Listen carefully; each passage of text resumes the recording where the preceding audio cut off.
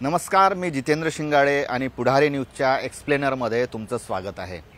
लोकसभा निवडणुकीचा निकाल जाहीर झाला आणि या निकालानुसार राज्यात महाविकास आघाडीने जोरदार मुसंडी मारत चांगलं प्रदर्शन केलेलं आहे।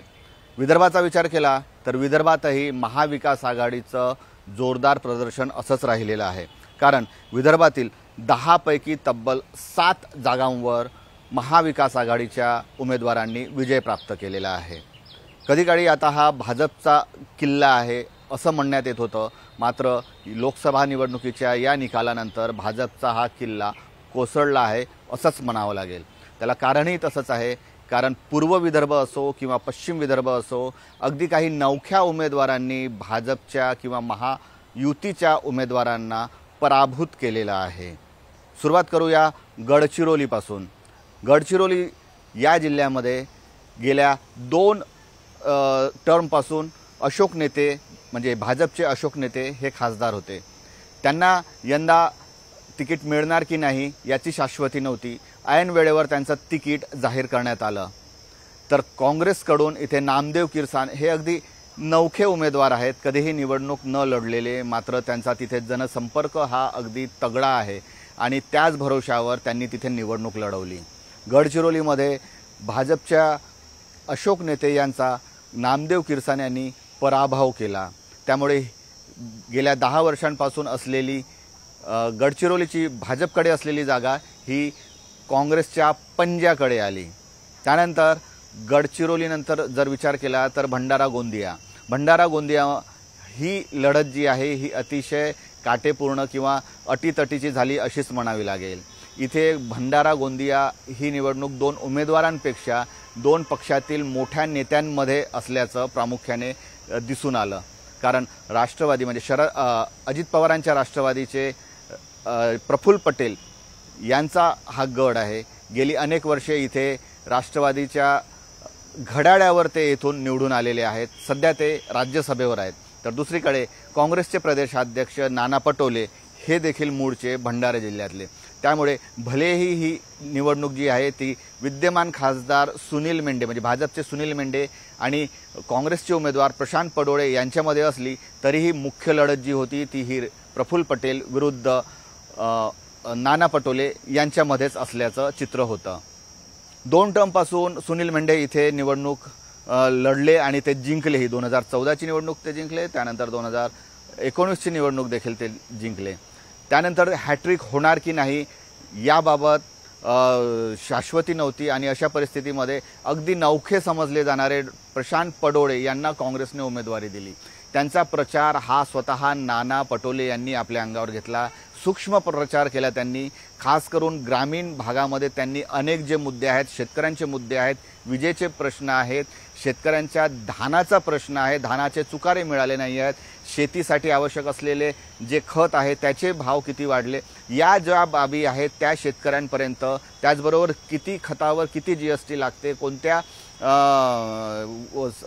शेतीचे जे उत्पन्न शेतीसाठी वापरात येणारे जे अवजारे आहेत त्यांच्यावर किती जीएसटी लागतं, हा जो मुद्दा आहे हा त्यांनी शेतकऱ्यांपर्यंत पोहोचवला, सामान्य लोकांपर्यंत पोहोचवला आणि त्याचा परिणाम जो आहे तो आपल्याला या निवडणुकीमध्ये दिसून आला आणि काँग्रेसचे अगदी नवखे समजले जाणारे उमेदवार प्रशांत पडोळे हे जायंट किलर ठरले आणि त्यांनी सुनील मेंढे यांचा पराभव केला। त्यानंतर वळूया चंद्रपूर मतदारसंघाकडे। चंद्रपूर मतदारसंघ हा देशातील ज्या काही अनेक लक्षवेधी निवडणुका होत्या त्यापैकी एक होता। खास करून महाराष्ट्रासाठी ही अतिशय लक्षवेधी निवडणूक होती, कारण भाजपने उमेदवारी दिलेले वनमंत्री सुधीर मुनगंटीवार हे तेथून भाजपचे उमेदवार होते, तर प्रतिभा धानोरकर यांना काँग्रेसने उमेदवारी दिली होती। धानोरकर यांना आपलं तिकीट मिळवण्यासाठी अगदी हायकमांडपर्यंत जावं लागलं होतं, कारण काँग्रेसच्याच अंतर्गत गोटामध्ये अनेक उमेदवार निवडणुकीच्या रिंगणात इच्छुक होते। त्यातही प्रतिभा धानोरकर यांनी ही चंद्रपूरची तिकीट आपल्याकडे खेचून आणलेली होती। महत्त्वाचं म्हणजे 2019च्या निवडणुकीमध्ये काँग्रेसचा अगदी सुपडा साफ झालेला होता राज्यामध्ये आणि त्यांनी फक्त एकमेव जागेवर विजय मिळवलेला होता आणि ती जागा होती चंद्रपूरची। चंद्रपूरमध्ये बाळू धानोरकर यांच्या रूपाने काँग्रेसला एकमेव विजय प्राप्त करता आलेला होता। त्यानंतर बाळू धानोरकर यांचं अकाली निधन झालं। ही जागा 1 वर्ष जवळपास रिक्त राहिली आणि त्यानंतर या निवडणुकीमध्ये प्रतिभा धानोरकर म्हणजे बाळू धानोरकर यांच्या पत्नी यांनी सुधीर मुनगंटीवार यांचा सर्वाधिक मताने म्हणजे विदर्भात सर्वाधिक मतांनी त्यांचा पराभव केलेला तब्बल जवळपास 2,60,000 मतांच्या अंतराने सुधीर मुनगंटीवार यांचा हा पराभव झालेला आहे। अनेक बाबींसाठी ही निवडणूक जी आहे चंद्रपूरची ती चर्चेत आली होती। सुधीर मुनगंटीवार यांचे काही वक्तव्य असतील किंवा स्वतः प्रधानमंत्र्यांनी तिथे सभा देखील घेतलेली होती, मात्र त्याचाही काही परिणाम नाही पडला। सुधीर मुनगंटीवार हे निवडणूक लढण्यास अगोदरपासून अनिच्छुक होते। त्यांनी तशी जाहीर कबुलीही दिली होती, तसं जाहीरपणे बोलूनही दाखवलेलं होतं आणि त्याचाच कुठेतरी फटका जो आहे तो भाजपला इथे बसलेला आहे। त्यानंतर वळूया रामटेक मतदारसंघाकडे। रामटेक मतदारसंघातला हा अतिशय महत्त्वाचा उमेदवार किंवा महत्त्वाची ही जागा होती।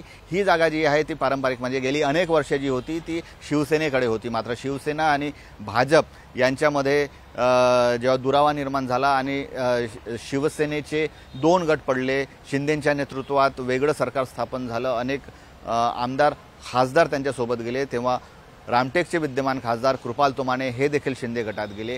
त्यामुळे नॅचरल जो दावा होता तो शिंदे गटाचा या रामटेकच्या मतदारसंघावर होता। मात्र रामटेकचा गड कोण राखणार हा प्रश्न उपस्थित असताना निवडणुकीच्या तोंडावर अनेक नाट्यमयरित्या घडामोडी झाल्या। शिंदेंनी आपला उमेदवार बदलवला, ज्यापैकी विदर्भातील जे 2 उमेदवार शिंदेंना बदलवावे लागले त्यापैकी एक म्हणजे रामटेकची जागा होती। कृपाल तुमाने यांचं तिकीट नाकारण्यात आलं आणि ऐनवेळी काँग्रेसचे उमरेडचे आमदार राजू पारवे यांना शिंदे सेनेत प्रवेश देण्यात आला आणि त्यांना रामटेकहून उमेदवारी देण्यात आली। अनेक प्रचार इथे मोठ्या प्रमाणात केला होता। स्वतः मुख्यमंत्री इथे 4 ते 5 वेळा येऊन गेलेले होते, रॅली केल्या, सभा केल्या, रोड शो केले, मात्र तरीही रामटेकचा गड वाचवण्यात शिंदे अपयशी ठरले आणि सुनील केदार यांचा विरुद्ध बावनकुळे म्हणजे भाजपचे प्रदेशाध्यक्ष बावनकुळे हे याच मतदारसंघात येतात, असा हा आपल्याला सामना बघायला मिळाला। खरी लढत भले उमेदवारामध्ये होती, मात्र 2 दोन पक्षाच्या नेत्यामध्ये देखील ही खरी लढत होती।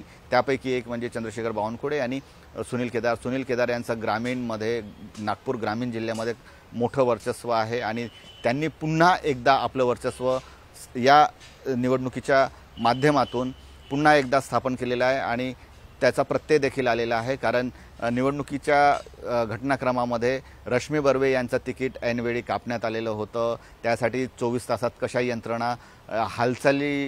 यंत्रणांची एकदम हालचाल झाली होती ती आपल्याला बघायला मिळालेली आहे। अन्याय झाल्याची भावना जी होती रश्मी बर्वेंवर ती भावना त्यांनी मतदारांपर्यंत पोहोचवली। त्याचबरोबर जे राजू पारवे काँग्रेसमधून शिंदेंच्या सेनेमध्ये प्रवेश केलेले होते तेही शिवसेनेच्या जे मूळ शिवसैनिक आहेत त्यांना कदाचित रुचली नाही, तेही प्रचारात कुठे प्रत्यक्षपणे नव्हते।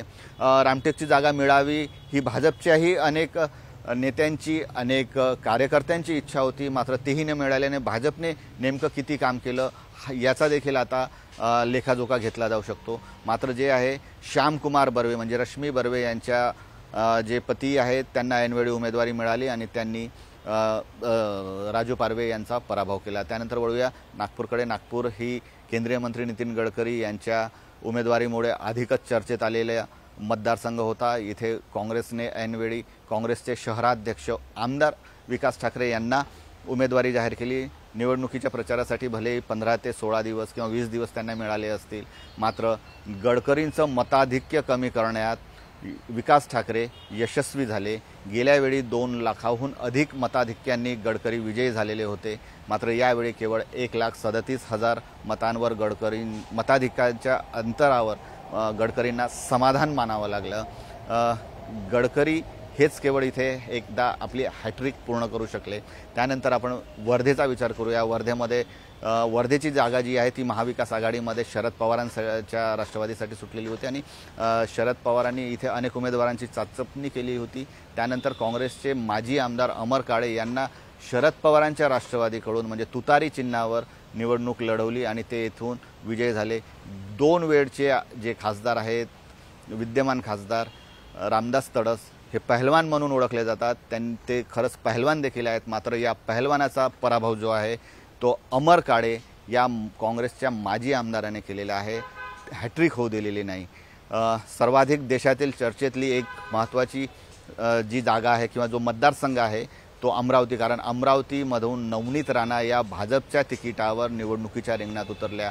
2014 असेल त्यावेळेस त्या राष्ट्रवादीकडनं होत्या, 2019मध्ये त्या अपक्ष लढल्या, राष्ट्रवादी आणि काँग्रेसच्या समर्थनाने त्या निवडून आल्या, मात्र त्यानंतर आपली भूमिका बदलवली, त्या भाजपसोबत गेल्या।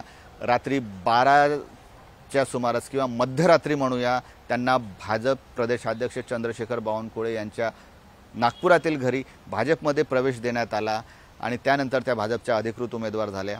मात्र बळवंत वानखेडे हे काँग्रेसचे आमदार आहेत, अत्यंत साधा माणूस म्हणून त्यांची मतदारसंघामध्ये ओळख आहे। या आमदाराने नवनीत राणा, खासदार नवनीत राणा यांचा पराभव केला। नवनीत राणा या जिंकूनच येतील असा विश्वास नवनीत राणा यांना होता, मात्र तो अपयशी, तो विश्वास कुठेही खरा ठरलेला नाही। महत्त्वाचं म्हणजे येथील काही अंतर्गत बाबी देखील आहेत की नवनीत राणा यांच्या उमेदवारीला भाजपच्या गोटातूनच अनेकांचा विरोध होता। त्याचबरोबर बच्चू कडू जे आहेत त्यांचे जे उमेदवार, त्यांनी उभे केलेले उमेदवार दिनेश बू हे नवनीत राणा यांचं कुठेतरी त्यांना सपोर्ट करतील किंवा हानी पोहोचवतील हा होता, मात्र तेही कुठेतरी यशस्वी झाल्याचं दिसत नाही आहे। आणि बळवंत वानखेडे हे जायंट किलर ठरले आहेत, त्यांनी नवनीत राणा यांचा पराभव केला। त्यानंतर वळूया यवतमाळ वाशिम या जागेकडे। यवतमाळ वाशिम ही उद्धव ठाकरे यांना महाविकास आघाडीमध्ये मिळालेला मतदारसंघ। ऐनवेळी शिंदे सेनेने हिंगोलीचे जे खासदार आहेत हेमंत पाटील यांच्या पत्नी राजश्री पाटील यांना इथून उमेदवारी दिली। त्यांना प्रचारासाठी अवघे काही दिवसच मिळाले। त्यांच्यासोबत जी यंत्रणा हवी ती यंत्रणा कुठेही नसल्याचं या निवडणुकीत दिसून आलं। जी काही यंत्रणा होती ती भाजपचेच यंत्रणा वापरल्याचं सांगण्यात येतं आहे। मात्र संजय देशमुख जे उद्धव ठाकरे यांना उमेदवारी दिली होती, ते संजय देशमुख हे गेल्या 5 ते 6 महिन्यापूर्वीच तिथे कामाला लागले होते। उद्धव ठाकरे यांनी निवडणुकीपूर्वीच त्यांच्यासाठी सभाही घेतल्या होत्या, प्रचारही केला, त्यामुळे संजय देशमुख हे इथून विजय झालेले आहेत आणि शिंदे सेनेकडे असलेली जी जागा होती ती खेचून आणली। अकोल्याचा विचार केला तर अकोल्यामध्ये तिरंगी लढत पाहायला मिळालेली आहे। अकोल्यामध्ये भाजपने माजी खासदार संजय धोत्रे, म्हणजे सध्या विद्यमान खासदार आहेत, त्यांचे जो मुलगा आहे अनुप धोत्रे यांना उमेदवारी दिली, कारण त्यांचं संजय धोत्रे यांचं आरोग्य ठीक नसल्यामुळे ते उपचार घेत आहेत आणि अनुप धोत्रे यांना ही उमेदवारी देण्यात आली। त्याचबरोबर अभय पाटील हे इथून काँग्रेसने उमेदवारी दिली। अभय पाटील हे एक स्वच्छ चेहरा म्हणून प्रसिद्ध आहेत आणि त्यांचा तसा तिथे ओळखही आहे। त्याचबरोबर अकोला जे ओळखले जाते ते वंचितचे अध्यक्ष आहेत किंवा वंचितचे जे राष्ट्रीय अध्यक्ष नेते प्रकाश आंबेडकर यांच्यामुळे ही अशी इथे तिरंगी लढत झाली आणि सुरुवातीला जो कल होता त्यामध्ये काँग्रेसचे अभय देशमुख जे आहेत ते समोर होते, मात्र त्यानंतर जे आहेत अनुप धोत्रे हे समोर गेले आणि अनुप धोत्रे इथे सलग आघाडीवरच होते आणि त्यांनी आपला विजय खेचून आणला। यात महत्त्वाचं म्हणजे वंचितचे प्रकाश आंबेडकर पुन्हा एकदा लोकसभा निवडणुकीमध्ये अपयशी झालेले आहेत। जवळपास 1.5 लाखांवर त्यांनी मतं घेतली, मात्र ते काँग्रेसच्या पराभवाचे कारणं असू शकतात, मात्र ते स्वतःचा विजय याही वेळेस खेचून आणू शकले नाही। त्यानंतर बुलढाण्याचा विचार केला तर बुलढाण्यामध्ये देखील तिरंगी लढत होती आणि या तिरंगी लढतीमध्ये शिंदे सेनेच्या प्रतापराव जाधव यांनी आपला जो वर्चस्व आहे आणि पुन्हा एकदा जी खासदारकी आहे ती कायम ठेवण्यात यश मिळवलेलं आहे, यश संपादन केलेलं आहे। इथे तिरंगी लढत होती। शिवसेनेचे शिंदे सेनेकडून प्रतापराव जाधव यांना पुन्हा एकदा तिकीट मिळवली होती, तर रविकांत तुपकर हे देखील अपक्ष म्हणून इथे निवडणुकीच्या रिंगणात होते। ठाकरेंच्या सेनेकडनं नरेंद्र खेडेकर यांना तिकीट मिळालेलं होतं, मात्र या तिरंगी लढतीमध्ये मोठ्या प्रमाणात जी मतं आहेत ती रविकांत तुपकर यांना मिळाली आणि कदाचित ते कारण असू शकतं की ठाकरेंच्या सेनेच्या जे नरेंद्र खेडेकर आहेत त्यांना पराभव जो मिळालेला आहे त्यामुळे ते असू शकतं। तर एकूणच पाहता या 10 ज्या जागा आहेत विदर्भातील त्या 10 जागांपैकी 7 जागा ज्या आहेत त्या महाविकास आघाडीला मिळालेल्या आहेत, तर 2 जागी कमळ फुललेलं आहे, नागपूरची त्याचबरोबर अकोल्याची। तर एका जागेवर ठाकरे सेना म्हणजे यवतमाळ वाशिममध्ये त्यांना यश मिळालेलं आहे, तर शिंदेंच्या सेनेला प्रतापराव जाधवांच्या रूपाने बुलढाण्यात यश मिळालेलं आहे। वर्धा जी आहे तिथे पहिल्यांदाच तुतारी म्हणजे शरद पवारांची तुतारी तिथे विजय झालेली आहे। शरद पवारांच्या जे अमर काळे आहेत उमेदवार त्यांच्या रूपाने शरद पवारांच्या राष्ट्रवादीला विदर्भात खातं उघडण्यात यश मिळालेलं आहे। ही एक महत्त्वाची बाब म्हणावी लागेल। त्यासोबतच काही गोष्टी या निवडणुकीच्या माध्यमाने स्पष्ट करण्यात येतील किंवा बोललं जातं ते महत्त्वाचं म्हणजे इथे पंतप्रधान नरेंद्र मोदी यांच्या विदर्भात 3 सभा झालेल्या होत्या। पहिली सभा झालेली होती चंद्रपूरमध्ये, दुसरी सभा झालेली होती रामटेकमध्ये आणि तिसरी सभा झालेली होती वर्धा आणि अमरावती जिल्ह्याच्या सीमेवर, म्हणजे ती अमरावती आणि वर्धा या दोन्ही मतदारसंघासाठी। मात्र या जिथेही या पंतप्रधान नरेंद्र मोदी यांच्या ज्या सभा झालेल्या होत्या तेथील सर्वच्या सर्व उमेदवार हे पराभूत झालेले आहेत। त्याच्यामुळे लोकांमध्ये पंतप्रधान नरेंद्र मोदी यांचा करिश्मा राहिला की नाही हा देखील एक प्रश्न या निमित्ताने उपस्थित होत आहे। तिसरं म्हणजे विदर्भ जो आहे खास करून इथे भाजपचे असतील किंवा काँग्रेसचे असतील किंवा महाविकास आघाडीचे असतील किंवा महायुतीचे असतील मोठे नेते आहेत इथे। सर्वप्रथम उपमुख्यमंत्री देवेंद्र फडणवीस यांचा हे नागपूर हे गृहजिल्हा आहे। भाजपचे प्रदेशाध्यक्ष चंद्रशेखर बावनकुळे यांचा हा गृहजिल्हा आहे। वनमंत्री सुधीर मुनगंटीवार इकडे येतात, त्याचबरोबर केंद्रीय मंत्री नितीन गडकरी इथून येतात। मात्र असं एवढे मोठे नेतृत्व असतानाही भाजपकडे असलेल्या जागा काँग्रेस आपल्याकडे खेचून आणतंय, तर याचाही कुठेतरी विचार व्हायला पाहिजे। भाजपच्या अंतर्गत गोटामध्ये देखील आता भाजपच्या नेत्यांविषयी काय प्रतिक्रिया आहे हे पाहणं देखील महत्त्वाचं ठरते। या पराभवाचं खापर कोणावर फोडणार किंवा ही जबाबदारी कोणावर तरी निश्चित करणार का, पक्षश्रेष्ठी याबद्दल काय निर्णय घेणार हेही भविष्यात आपल्याला लगेच म्हणजे भविष्यात येणाऱ्या काळात आपल्याला स्पष्ट होईल किंवा ते दिसेल। त्याचबरोबर महत्त्वाचं म्हणजे इथे जे स्टार झालेले आहेत किंवा ज्यांना सर्वाधिक पसंती मिळाली आहे किंवा या निवडणुकीच्या काळामध्ये जे आपले उमेदवार सर्वाधिक निवडून आणलेले आहेत असे म्हणजे काँग्रेसचे प्रदेशाध्यक्ष नाना पटोले। 5 जागांवर विदर्भातील निवडणूक जिंकण्यास काँग्रेसचे उमेदवार यशस्वी झालेले आहेत आणि ही जी काही सर्व कमाल आहे ती प्रदेशाध्यक्ष नाना पटोले यांची अशीच म्हणावी लागेल। कारण जर पराभव झाला असता तर पराभवाचं खापर त्यांच्यावर फोडण्यात आलं असतं, तर जर यश मिळालेलं आहे तर यशाची पावती देखील त्यांच्याच नावाने फाडली जावी अशीही काँग्रेस जनांची इच्छा आहे। महत्त्वाचं म्हणजे आता नाना पटोले यांचं वजन हे मोठ्या प्रमाणात वाढलेलं आहे। विदर्भात त्यांनी यश संपादन केलं आहे, त्याचप्रकारे अनेक ठिकाणी महाराष्ट्रातही काँग्रेसने मोठा विजय खेचून आणलेला आहे, त्याच्यामुळे नक्कीच वजन हे वाढलेलं आहे। आगामी निवडणुका आहेत, आता अवघ्या काही महिन्यामध्ये विधानसभा निवडणुका लागतील, त्याची आचारसंहिता लागेल आणि त्यानंतर जे आहे ते हालचालींना अधिक वेग येईल। मात्र त्यापूर्वी जे आहे त्या आता लोकसभेचा जो निकाल लागलेला आहे त्या लोकसभेचा निकाल येणाऱ्या विधानसभेवर किती परिणाम करेल हे पाहणं महत्त्वाचं ठरणार आहे।